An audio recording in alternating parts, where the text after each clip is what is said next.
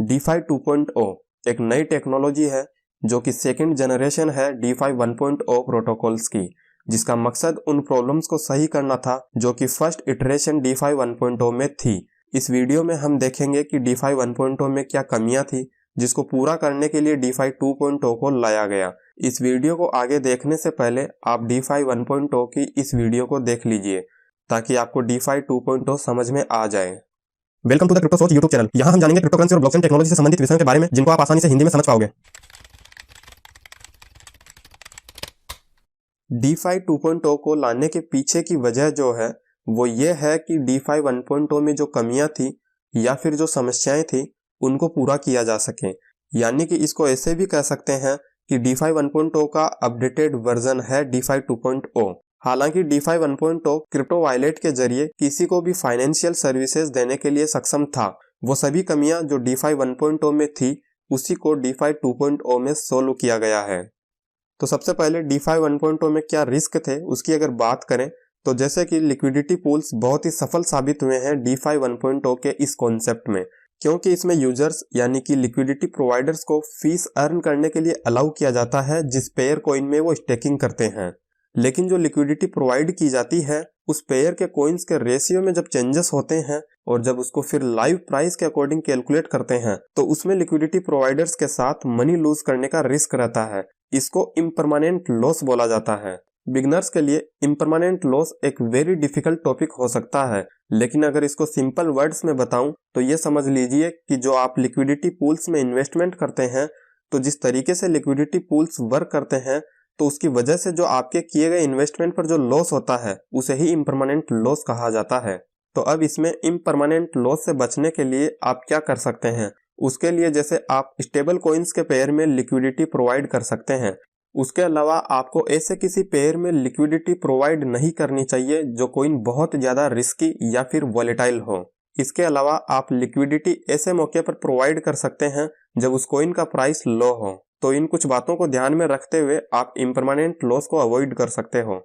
अब जैसे कि DeFi 1.0 में जो लिमिटेशंस थी उसको DeFi 2.0 ने कंप्लीट किया है, तो देखते हैं कि वो कौन कौन सी प्रॉब्लम्स DeFi 1.0 के साथ थी जो DeFi 2.0 में नहीं है।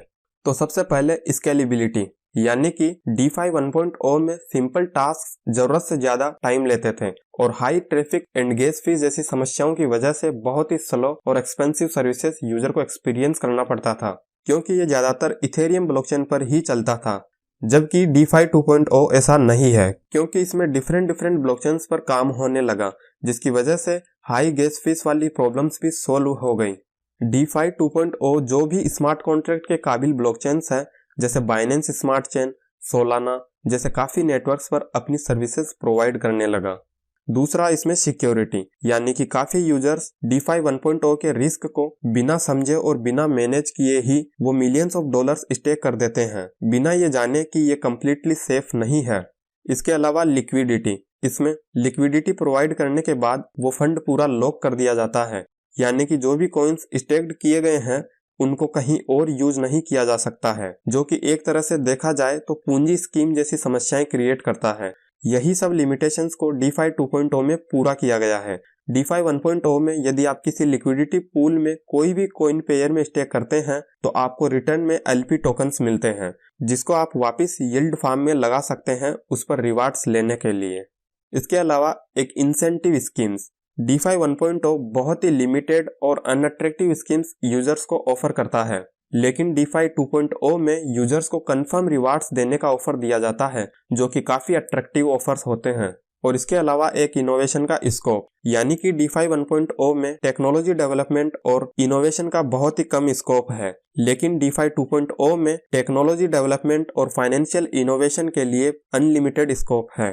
अब आगे DeFi 2.0 के मेजर यूज केसेस की अगर बात करें तो सबसे पहला इसमें स्टेक किए गए फंड्स की वैल्यू को अनलॉक किया जा सकता है, और दूसरा स्मार्ट कॉन्ट्रैक्ट इंश्योरेंस, यानी जब तक आप एक बेहतर डेवलपर नहीं है तो आप स्मार्ट कॉन्ट्रैक्ट पर बेहतर काम नहीं कर सकते।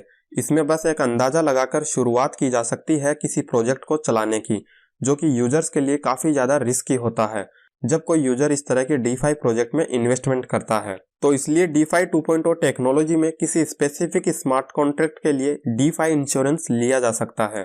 और एक इम्परमानेंट लॉस इंश्योरेंस। जैसे अभी मैंने आपको थोड़ी देर पहले बताया कि कैसे DeFi 1.0 में इम्परमानेंट लॉस के हाई चांसेस होते हैं, लेकिन यहाँ DeFi 2.0 में इस रिस्क को भी कम करने की कोशिश की गई है।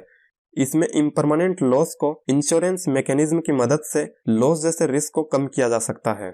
तो अब क्या आपके मन में सवाल आ रहा है कि DeFi 2.0 का कंट्रोल किसके पास है? तो अब तक वीडियो में DeFi 2.0 के फीचर्स और यूज केसेस को जानने के बाद क्या ये पूछना सही है कि DeFi 2.0 किसके कंट्रोल में है? जैसे कि ब्लॉकचेन टेक्नोलॉजी में डिसेंट्रलाइजेशन ट्रेंड को हमेशा से देखते आ रहे हैं, वैसे DeFi भी कोई अलग नहीं है। ये भी पूरी तरह से किसी के कंट्रोल में नहीं है। इसके जरिए मिलने वाली सर्विसेज भी डिसेंट्रलाइज्ड होती है। हालांकि DeFi की इस दुनिया में ऑलरेडी काफी सारे DeFi के सक्सेसफुल प्रोजेक्ट्स अवेलेबल हैं, लेकिन अभी भी DeFi 2.0 का फुल पोटेंशियल देखना बाकी है, क्योंकि DeFi की इंडस्ट्री अभी समय के साथ ग्रो कर रही है। और जिस तरह से ये टॉपिक बहुत से लोगों के लिए हाईली कॉम्प्लिकेटेड है, तो इसमें अभी काफी सारे काम बाकी है कि जहां स्पेशली न्यू यूजर्स के लिए इसमें भाग लेने के लिए एक सिंप्लीफाइड प्रोसेस यानी कि इजी प्रोसेस बनाने की जरूरत है, जो कि समय के साथ काफी सारी चीजें इसमें देखने को मिलेगी। अब DeFi 2.0 वक्त के साथ ग्रो करता रहेगा या नहीं, ये तो आने वाले समय में ही पता चलेगा।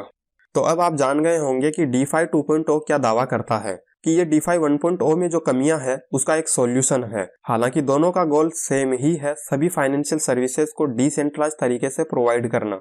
इस तरह की क्रिप्टो और ब्लॉकचेन इंडस्ट्री से रिलेटेड कॉम्प्लेक्स से कॉम्प्लेक्स टॉपिक्स को मैं आपके लिए बहुत ही इजी लैंग्वेज में लेकर आता हूं। तो आप ऐसी वीडियोस देखने के लिए अपने चैनल क्रिप्टो सोच को सब्सक्राइब जरूर कर लीजिए। आपसे फिर मुलाकात होगी मेरी अगली वीडियो में, तब तक के लिए क्रिप्टो सोच साइनिंग ऑफ।